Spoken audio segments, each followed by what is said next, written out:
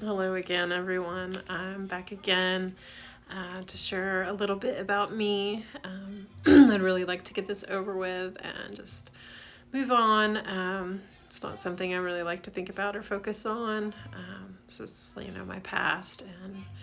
And there's people that have known me 30 plus years that don't even know my story. So it's not really something I talk about or like to focus on. But I do want to share with you guys just so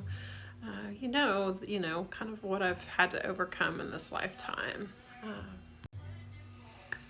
My dad was terminated as a parent at 2 years old. My parents divorced when I was about 3.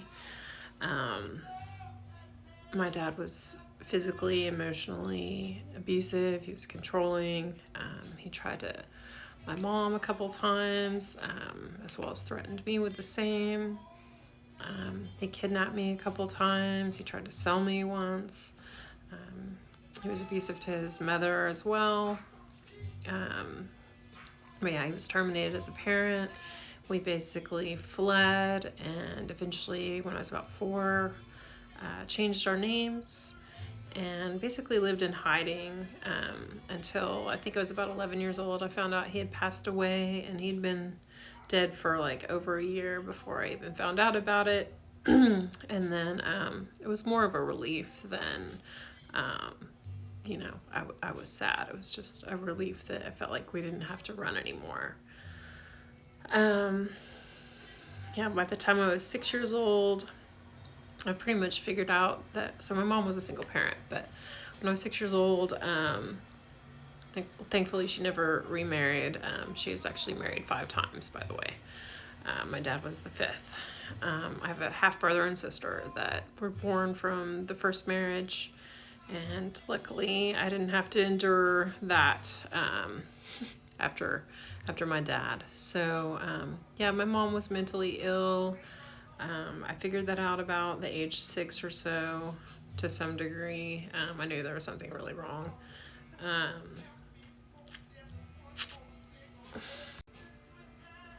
I basically didn't really have a childhood. I was kind of having to parent my mother in certain aspects about the age of 6, which is just mind blowing to me when I look at my kids when they were 6 years old. I grew up really fast. I was very, very mature for my age. I really was rarely around kids, sadly. But yeah, by the time I was 8, my mom had been arrested because she was very sick, very mentally ill at the time. She'd been pulled over a couple times in one day. At the time, she was using a horse to correct me. But yeah, we got pulled over 2 times in one day. It's very just kind of traumatic day overall. But I ended up in a shelter. I was in a shelter for about 6 months, I believe. I left the day before I turned 9, and I ended up in a foster home. I was there for almost 2 years, I believe. And I had a foster dad that was an MP in the military. He didn't care for me too much. I was his little Cinderella, as he called me. His kid and my little foster sister would make messes, Kool-Aid and things, and I would basically, I was just their maid. He would like approach me about things. I would tell him the truth. He would tell me that I was lying and that I was a pathological liar. I remember eventually actually telling him the truth about something, or telling him a lie about something, and him telling me I was a liar as well. So I was like, I couldn't win. And he actually sent me to a counselor because he believed I was a pathological liar. And she told him after, I don't even know how many sessions, that she thought that for everything I had been through, that I had a very good head on my shoulders, and that I was not a pathological liar. Basically for him to kind of shove it. And and that kind of pissed him off. He would put me in solitary confinement in my room, as he liked to call it. I think I maybe had 2, 3, maybe at most, sleepovers when I was going to school and living with them. I was kept from my friends. Everything was taken from me. I was left to, like, I think I had a radio, I believe. I would check out books at the library and just read.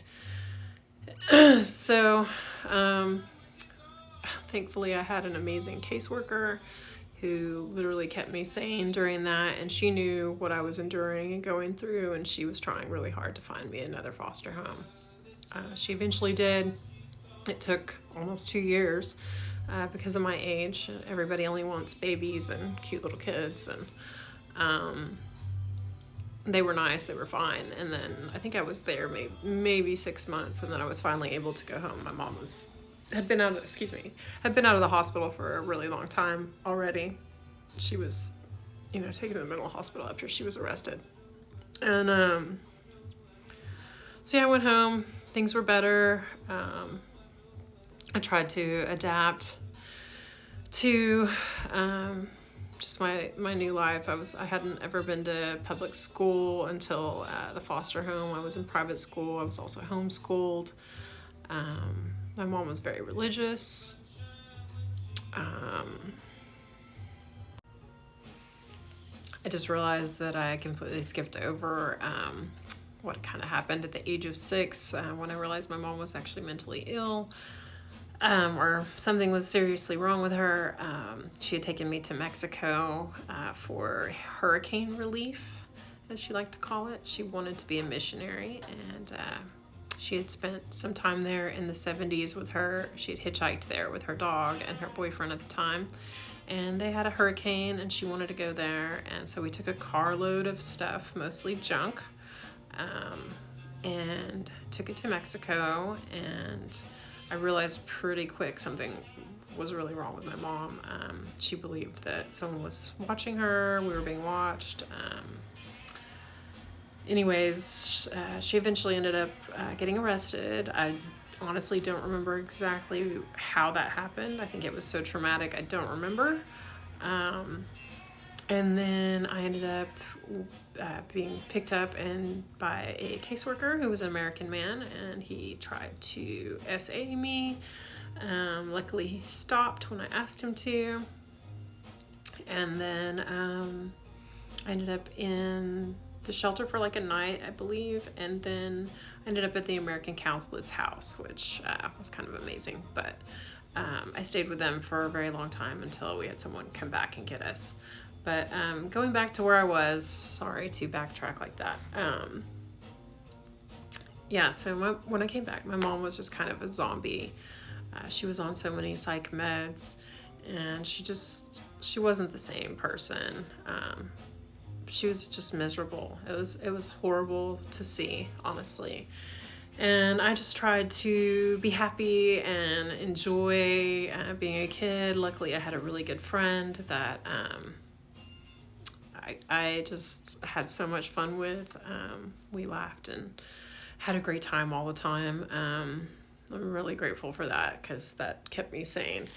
But my mom didn't really relapse till I think I was about 15 again. And then by that time, luckily, I was old enough to stay there. I didn't have to stay home by myself. And my half-sister lived across the street, and my boyfriend at the time had a car. He would come and take me to school every day. So that was kind of the end of the trauma, I think, for the most part, other than my mom did attack me right as that happened, pulling my hair and kicking me and calling me Satan. And but anyways, so I think I'll do a part 3 and then call it quits with this crap. All right, thanks so much for watching, guys. Love y'all. Bye.